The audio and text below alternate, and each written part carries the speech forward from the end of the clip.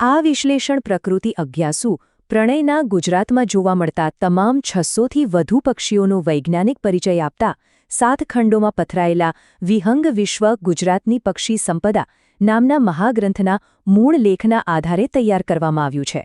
લેખકના ક્ષેત્રકાર્ય, વૈજ્ઞાનિક સંશોધનો અને સંદર્ભ સાહિત્યના ઉપયોગથી માહિતીને વૈજ્ઞાનિક રીતે સચોટ બનાવવા પૂરતો પ્રયત્ન કરવામાં આવ્યો છે. આમ છતાં આ એક એઆઈ જનરેટેડ વિડિયો હોવાથી જો કોઈ ક્ષતિ રહી ગઈ હોય તો તેને ક્ષમ્ય ગણવા અને કોમેન્ટ દ્વારા ધ્યાન પર લાવવા વિનંતી. નમસ્કાર. પ્રકૃતિના અદ્ભુત સર્જનોની આ રોમાંચક સફરમાં હાર્દિક સ્વાગત છે. આજના આ ખાસ વિશ્લેષણમાં આપણે એક એવા રહસ્યમય અને અત્યંત સુંદર પક્ષીની વાત કરવા જઈ રહ્યા છીએ જેની પોતાની એક સાવ અલગ જ દુનિયા છે.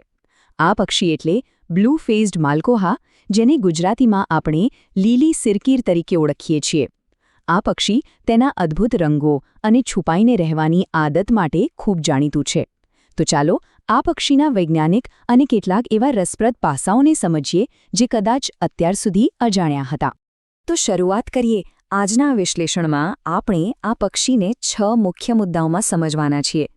તેનો પરિચય અને વૈજ્ઞાનિક નામ, તેની શારીરિક રચના, તેનું રહેઠાણ, આહાર, પ્રજનન અને અંતે તેના સંરક્ષણની સ્થિતિ. સૌથી પહેલા વાત કરીએ ભાગ 1ની, એટલે કે આ પક્ષીનો પરિચય અને તેનું રસપ્રદ વૈજ્ઞાનિક નામ. જો લીલી સિરકીર એ ક્યુક્યુલિડે એટલે કે કોયલ પરિવારનું સભ્ય છે.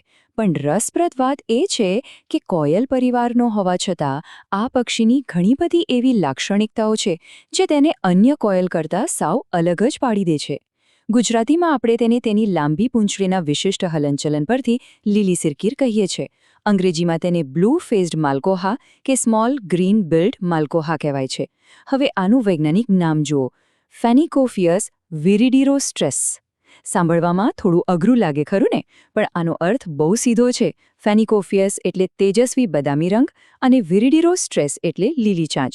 1840માં થોમસ જેડન નામના વૈજ્ઞાનિકે આ નામ આપેલું. અહીં તેની લીલી ચાંચ જ તેના આ વૈજ્ઞાનિક નામને સંપૂર્ણપણે સાર્થક કરે છે. હવે આગળ વધીએ ભાગ 2 તરફ, શારીરિક રચના અને દેખાવ. આ પક્ષી દેખાવમાં ખરેખર કેટલું અદ્ભુત છે તે હવે આપણે જોઈશું. કદની વાત કરીએ તો લીલી સિરકીર આશરે 30થી 39 સેન્ટીમીટર લાંબુ હોય છે, એટલે કે એક મધ્યમથી મોટા કદનું પક્ષી. પણ એ સૌથી ચોંકાવનારી બાબત કઈ છે ખબર છે? તેની પૂંછડી. આ પક્ષીના કુલ કદમાંથી અડધાથી પણ વધુ હિસ્સો તો માત્ર તેની પૂંછડીનો જ હોય છે. આટલી લાંબી પૂંછડી જ તેને ગાઢ ઝાડીઓમાં સંતુલન જાળવવામાં અને ઝડપથી ફરવામાં મદદ કરે છે. રંગરૂપની વાત કરીએ તો આખું શરીર ઘેરા રાખોડીશ પડતા લીલા રંગનું હોય છે. પણ જે વસ્તુ તેને સૌથી અલગ અને આકર્ષક બનાવે છે તે છે તેની આંખની આસપાસ આવેલી વાદળી રંગની ચામડી. આ ભાગમાં પીંછા હોતા નથી, માત્ર તેજસ્વી વાદળી ચામડી જ દેખાય છે. સાથે જ તેની લીલી ચાંચ અને પૂંછડીના છેડે આવેલા સફેદ નિશાન, આ બધું જ તેને જંગલની જાળીઓમાં છુપાઈ જવા છતાં એક અદ્ભુત સુંદરતા બક્ષે છે. ત્રીજો ભાગ છે રહેઠાણ અને ભૌગોલિક વિતરણ. આખરે આ પક્ષી રહે છે ક્યાં? મોટાભાગે આ પક્ષી સૂકા અને ભેજવાળા પાનખર જંગલો, ગાઢ અને કાંટાળી જાળીઓ કે પછી વાંસના ઝુંડમાં રહેવાનું વધુ પસંદ કરે છે. તે બહુ ઊંચે નથી જતું, પણ જમીનની નજીક ઝાડીઓમાં છુપાઈને રહે છે. ભૌગોલિક રીતે જોઈએ તો તે દક્ષિણ ભારતનું નિવાસી પક્ષી છે, એટલે કે તે ત્યાં જ કાયમી રહે છે, કોઈ લાંબા અંતરનું સ્થળાંતર કરતું નથી. હા, ખોરાકની શોધમાં આસપાસના વિસ્તારોમાં થોડું ઘણું ભટકી શકે છે. પણ આપણા ગુજરાત માટે આ એક મોટું રહસ્ય છે. ગુજરાતમાં આ પક્ષી અત્યંત દુર્લભ એટલે કે વેગ્રન્ટ છે. અહીં તેના રેકોર્ડ માત્ર દક્ષિણ ગુજરાતના જંગલના છેવાડાના વિસ્તારોમાં જ ક્યારેક નોંધાયા છે. વિચારો, ગુજરાતની હદમાં આ પક્ષીનું દેખાવું એ કોઈ પણ પ્રકૃતિપ્રેમી માટે કેટલી મોટી રોમાંચક ઘટના ગણાય. ચાલો, હવે આવે છે એક બહુ જ મજેદાર ભાગ, આહાર અને વર્તણૂક. આ પક્ષીનો ખોરાક જાણીને તો કોઈને પણ આશ્ચર્ય થાય. સામાન્ય પક્ષીઓની જેમ તે માત્ર નાના જીવજંતુઓ નથી ખાતું, પણ તે ઝેરી અને વાળવાળા કેટરપિલર, મોટા કરોડિયા અને વીંછીને પણ બહુ જ આસાનીથી આરોગી જાય છે. વીંછી અને ઝેરી કેટરપિલરને પચાવી શકવાની આ અદ્ભુત ક્ષમતા ખરેખર પ્રકૃતિનો એક અનોખો કરિશ્મા છે. અને તેની વર્તણૂક? તે એકદમ શરમાળ અને એકલો રહેનારો પક્ષી છે. ખુલ્લા આકાશમાં ઉડવા કરતાં તેને ઝાડીઓમાં દોડવાનું કે કૂદકા મારવાનું વધુ ગમે છે. અને હા, જ્યારે તે જમીન પર કે ડાળીઓ પર દોડે છે ત્યારે તેની પેલી લાંબી પૂંછડી સતત હલતી હોય છે. આ જોવું ખરેખર એક અદ્ભુત લહાવો છે. હવે એક મોટો વિરોધાભાસ્યો. પક્ષી એકદમ શરમાળ અને શાંત, પણ તેનો અવાજ એકદમ ખરબચડો અને કર્કશ. તે મોટેથી ક્રેક ક્રેક ક્રેક અથવા કી કક કક કક ક જેવો અવાજ કાઢે છે. ક્યારેક તો આ અવાજ સાંભળીને જ ખ્યાલ આવે કે આસપાસમાં કોઈ લીલી સિરકીર છુપાયેલી છે. આગળ વધીએ ભાગ 5 પર, પ્રજનન અને આયુષ્ય. અહીં જીવવિજ્ઞાનની દ્રષ્ટિએ સૌથી મોટો ટ્વિસ્ટ છે. આપણે બધા જાણીએ છીએ કે કોયલ ક્યારેય પોતાનો માળો બનાવતી નથી. એ બીજાના માળામાં ઈંડા મૂકી આવે છે.